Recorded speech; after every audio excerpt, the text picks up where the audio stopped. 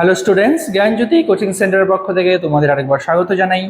আমি রাজীব স্যার এবং আজকে আমরা আলোচনা করব সিবিপিবিইউ ইউনিভার্সিটির আন্ডারে তোমরা যারা পলিটিক্যাল সায়েন্স নিয়ে পড়াশোনা করছো 6 সেমিস্টারের জন্য তাদের আজকে মেজর পেপার 10 যে টপিকটা আমাদের কাছে রয়েছে সেটা হলো আধুনিক ভারতীয় সমাজে নারীর কি ভূমিকা রয়েছে। ঠিক আছে, তো আধুনিক ভারতীয় সমাজে নারী বা নারীর ভূমিকা, এটা থাকবে তোমাদের 6 সেমিস্টারের মেজর পেপার 10 সিবিপিবিইউ ইউনিভার্সিটির জন্য।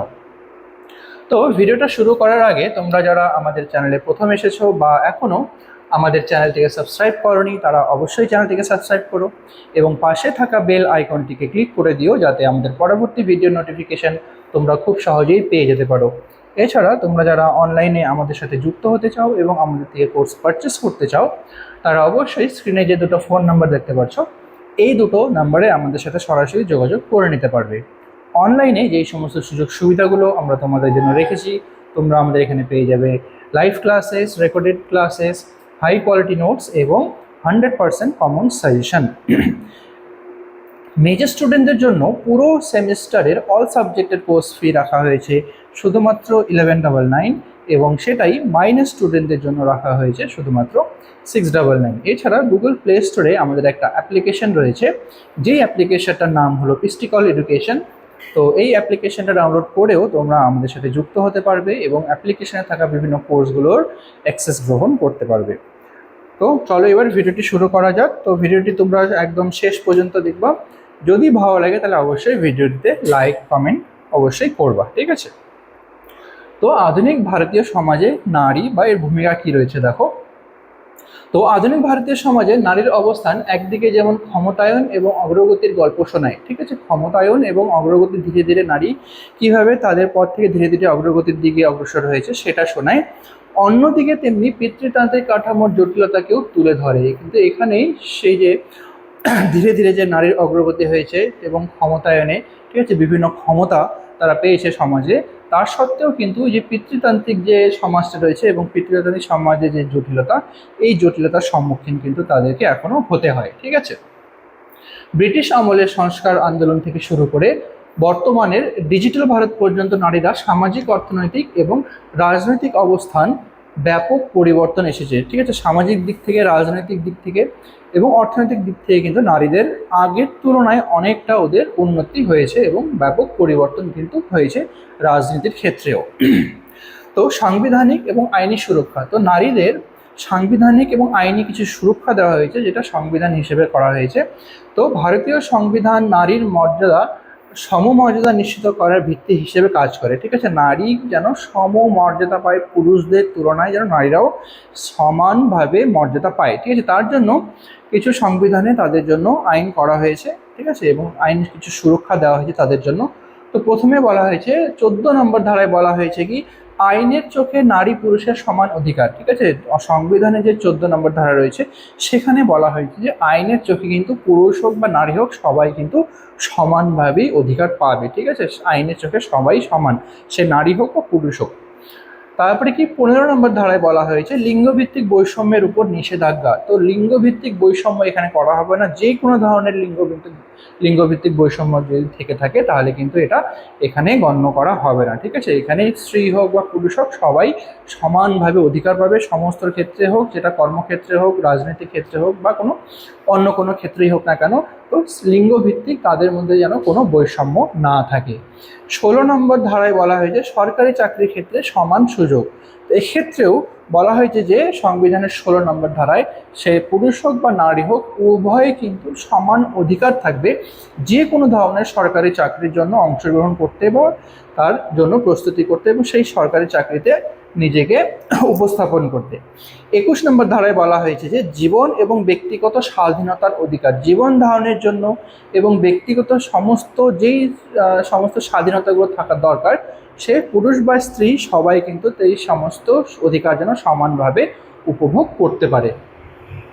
এছাড়া হিন্দু উত্তরাধিকারী আইন যেটা 2005 এবং ঘরোয়া হিংসা নিরোধক আইন এটা হচ্ছে 2005 সালে যেটা করা হয়েছে, এবং কর্মক্ষেত্রে যৌন হেনস্থার বিরুদ্ধে যেই সমস্ত আইনগুলো রয়েছে এবং নারীদের আইনি সুরক্ষা প্রদান করেছে, ঠিক আছে। তো হিন্দু সুরক্ষা আইন এবং ঘরোয়া হিংসা নিরোধক আইন যেটা তৈরি হয়েছে বা যেই আইনটা পাশ করা হয়েছে 2005 সালে, এবং যৌন কর্মক্ষেত্রে যে যৌন হেনস্থা করা হয় নারীদের ক্ষেত্রে তারও বিরুদ্ধে অনেকগুলো আইন করা হয়েছে, যেটা হলো 2013 সালে। তো এই সমস্ত আইনগুলো কি হয়, নারীদের সুরক্ষা প্রদান করে থাকে। নেক্সট, রাজনৈতিক ক্ষমতায়ন। এবার রাজনৈতিক ক্ষেত্রে নারীদের কি ভূমিকা রয়েছে বা তাদেরকে কতটা ক্ষমতা দেওয়া হয়েছে, কি কি সুরক্ষা দেওয়া হয়েছে। রাষ্ট্রবিজ্ঞানের প্রেক্ষাপটে নারীর রাজনৈতিক অংশগ্রহণ অত্যন্ত গুরুত্বপূর্ণ। ঠিক আছে, রাজনীতির ক্ষেত্রে কিন্তু নারীদের অংশগ্রহণ খুবই গুরুত্বপূর্ণ। আগে যেই অংশগ্রহণটা খুবই কম ছিল, কিন্তু পরবর্তীকালে নারীরা রাজনীতির ক্ষেত্রে কিন্তু ব্যাপকভাবে অংশগ্রহণ করতে শুরু করেছে। 73তম এবং 74তম যে সংবিধান সংশোধনী আইন রয়েছে, এখানে পঞ্চায়েত এবং পৌরসভা স্তরে 33% আসন নারীদের জন্য কিন্তু সংরক্ষিত করা হয়েছে। ঠিক আছে, তো এই 73তম এবং 74তম সংশোধনী আইন হিসেবে নারীদের ক্ষেত্রে হলো 33% আসন সংরক্ষণ করা হয়েছে। ফলে তৃণমূল স্তর থেকে নারী নেতৃত্ব তৈরি হয়েছে। ঠিক আছে, একদম শুরু থেকে কিন্তু নারীরা হচ্ছে রাজনীতির ক্ষেত্রে কিন্তু অংশগ্রহণ করতে পারছে, যখন পর্যন্ত এই 73তম এবং 74তম সংবিধান সংশোধনে 33% আসন যখন নারীদের জন্য সংরক্ষণ করা হয়। ঠিক আছে, নেক্সট, নারী শক্তি বন্দনা অধিনিয়ম 2023 লোকসভা এবং বিধানসভা নারীদের জন্য যে 33% আসন সংরক্ষণের বিল পাশ হওয়া ভারতের সংসদের রাজনীতিতে একটি ঐতিহাসিক পদক্ষেপ। তো 2023 সালে যে নারী শক্তি বন্দন অধিনিয়ম যে বিলটা রয়েছে, যে বিলটা সম্পর্কে এখন খুব রাজনীতির ক্ষেত্রে অনেক সমালোচনা হচ্ছে, যে বিরোধী দলরা এই বিলের বিরোধে করছে, কিন্তু আসলে এই বিলটা কিন্তু 2023 সালেই পাশ হয়ে গেছিলো। ঠিক আছে, 2023 সালেই লোকসভা এবং রাজ্যসভা উভয় কক্ষেই কিন্তু বিলটা পাশ হয়ে গেছে। কিন্তু বর্তমান যে আমাদের প্রধানমন্ত্রী রয়েছে, তিনি শুধুমাত্র এই বিল সম্পর্কে ফাইনাল রিপোর্ট পেশ করেনি, এবং সেটা ফাইনাল রিপোর্ট যতক্ষণ না পর্যন্ত আমাদের রাষ্ট্রপতির কাছে পৌঁছচ্ছে, ততক্ষণ পর্যন্ত সেই বিল বা সেই রিপোর্টটা কিন্তু বিল হিসেবে পাশ হতে পারে না। তো এটা কিন্তু তখন আটকে দেওয়া হয়েছিল। তো এখানেই বলা হয়েছে যে নারী শক্তি বন্দন অধিনিয়ম, যেটা 2023 সালে পাশ করা হয়েছে, এই লোকসভা এবং বিধানসভায় নারীদের জন্য 33% আসন সংরক্ষণের বিল পাশ হওয়ার পরেও ভারতীয় সংবিধানে এটা রাজনীতির একটি খুবই ঐতিহাসিক পদক্ষেপ, কিন্তু এই ঐতিহাসিক পদক্ষেপটা কিন্তু এখনো পর্যন্ত পাশ হয়নি। নেক্সট, অর্থনৈতিক অংশগ্রহণ। আধুনিক ভারতে নারীর কর্পোরেট জগৎ থেকে শুরু করে প্রতিরক্ষা বিভাগ, যেমন সেনাবাহিনী, ঠিক আছে, মহাকাশ গবেষক, ইসরো, যে সমস্ত মহাকাশ গবেষণা সংস্থা রয়েছে আমাদের, ঠিক আছে, ইন্ডিয়ান স্পেস রিসার্চ অর্গানাইজেশন, এবং প্রযুক্তিতে অগ্রণী ভূমিকা পালন করেছে। তবে লিঙ্গভিত্তিক মজুরি যে বৈষম্যটা রয়েছে এবং গ্রামীণ নারী শ্রমিকদের অসুরক্ষিত অবস্থা এখনো একটি বড় চ্যালেঞ্জ। ঠিক আছে, লিঙ্গভিত্তিক যে শ্রমিক বা যে তাদের পারিশ্রমিক দেওয়ার, এটা কিন্তু এখনো অনেক ক্ষেত্রে কিন্তু বৈষম্য রয়েছে। ঠিক আছে, পুরুষদের তুলনায় নারীদের কিন্তু কম পারিশ্রমিক দেওয়া হয়, এবং গ্রাম যে সমস্ত গ্রাম এরিয়াগুলো আছে, সেখানে কিন্তু নারীর যে সুরক্ষা এখনো পর্যন্ত ততটা সুরক্ষা তারা পায় না। নেক্সট আছে শিক্ষা এবং সচেতনতা। শিক্ষা হলো ক্ষমতায়নের প্রধান চাবিকাঠি। যে কোনো দিকেই বা হোক না কেন, ক্ষমতায় আসতে হলে কিন্তু শিক্ষাটা আমাদেরকে খুবই একটি গুরুত্বপূর্ণ ভূমিকা পালন করে।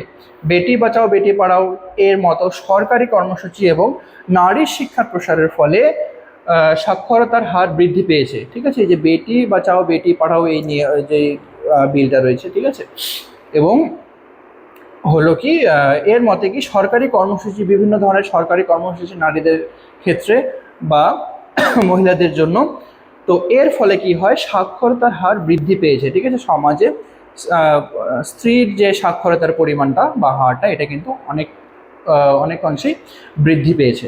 শিক্ষিত নারীরা আজও নিজের অধিকার এবং প্রজনন স্বাস্থ্যের বিষয়ে অনেক বেশি সচেতন। নিজেদের অধিকার ব্যাপারে, প্রজনন সংক্রান্ত যে সমস্ত ব্যাপারগুলো রয়েছে, এই শিক্ষার প্রসারের ফলে কিন্তু নারীরা এখন এই সমস্ত ব্যাপারে অনেকটা সচেতন হয়েছে।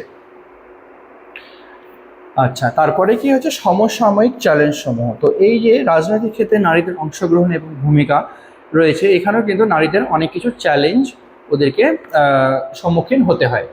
উন্নতি সত্ত্বেও আধুনিক ভারতীয় নারীরা বেশ কিছু সমস্যার সম্মুখীন হয়। ঠিক আছে, এখনও কিন্তু অনেক ধরনের সমস্যার সম্মুখীন তাদের হতে হয়, যেমন পিতৃতান্ত্রিক মানসিকতা। যে প্রথম যে চ্যালেঞ্জটা হলো, যে বাধাটা হলো, এই বাধাটা হলো পিতৃতান্ত্রিক যে মানসিকতাটা রয়েছে। ঠিক আছে, যে পুরুষদের আধিপত্য বা আধিপত্য বেশি, ঠিক আছে, এটা এই ক্ষেত্রে কিন্তু এটার জন্য নারীরা অনেক ক্ষেত্রে সমস্যার সম্মুখীনে পড়ে। সমাজ আজও অনেক ক্ষেত্রে নারীকে পুরুষের অধীনস্থ হিসেবেই দেখতে অভ্যস্ত। এখনও কিন্তু সমাজে আগে যে চিন্তাধারাটা আছে, তো কিছু কিছু ক্ষেত্রে সমাজে এখনও নারীদেরকে পুরুষের নিচেই বা পুরুষদের অধীনেই এরা রাখতে চায়। এটা পুরনো প্রথা হিসেবে কিন্তু অনেক জায়গায় এই প্রথাটা এখনও চলে বা অভ্যস্ত হয়ে গেছে মানুষ, ঠিক আছে, যেটা হচ্ছে ভুল একটা। নেক্সট হলো সাইবার অপরাধ। ডিজিটাল যুগে নারী বিদ্বেষ এবং সাইবার বুলিং নতুন সমস্যা হিসেবে দেখা দিয়েছে। এখনকার দিনে দেখা যাচ্ছে যে কোনো ধরনের সোশ্যাল মিডিয়া বলো, ঠিক আছে, বা যে যে ডিজিটাল যে যুগটা তৈরি হয়েছে, এখানে কিন্তু খুব সহজেই নারীদেরকে বিভিন্ন ধরনের প্রতারণা করা হয়, ঠিক আছে। নেক্সট হলো নিরাপত্তা। ধর্ষণ এবং শ্লীলতাহানির মতো অপরাধ সমাজে নারীর অবাধ বিচরণের বাধাগ্রস্ত করেছে, ঠিক আছে। নারীরা কিন্তু ইচ্ছা মতো ওরা কোথাও বিচরণ করতে বা ঘুরে বেড়াতে পারে না, ঠিক আছে। এখনও কিন্তু নারীরা ইচ্ছা মতো একা বা কিছু সংখ্যক নারীরা মিলে কিন্তু কোথাও যেতে পারে না। কারণ কি, এই যে ধর্ষণ এবং শ্লীলতাহানির মতো বিভিন্ন ধরনের ঘটনা কিন্তু দেশের প্রত্যেকটা রাজ্যে কিন্তু ঘটেই চলেছে। তো এই সমস্ত জিনিসগুলোকে কিন্তু আস্তে আস্তে আমাদেরকে বন্ধ করতে হবে। তো পরিশেষে বলা যায় আধুনিক ভারতীয় সমাজে নারীর অবস্থান একটি ক্রান্তিকালের মধ্যে দিয়ে যাচ্ছে, ঠিক আছে। নারীদের অবস্থান এটা কিন্তু ধীরে ধীরে আস্তে আস্তে উন্নতির দিকে অগ্রসর হচ্ছে।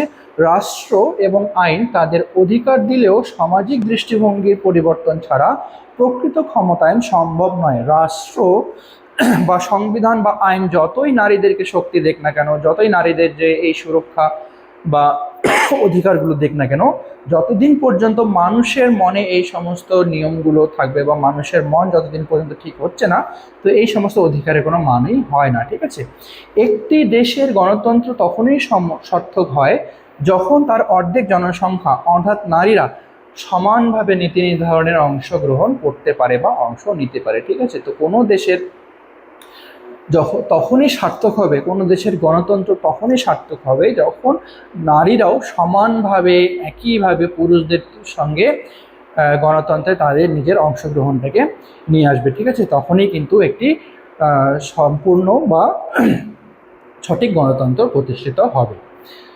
তো এটাই ছিল তোমাদের আজকের আলোচনার বিষয়। ভিডিওটি ভালো লাগলে অবশ্যই লাইক এবং কমেন্ট করো। দেখা হবে পরবর্তী ভিডিওতে নতুন কোনো টপিক নিয়ে। ততক্ষণ পর্যন্ত ভালো থেকো, সুস্থ থেকো।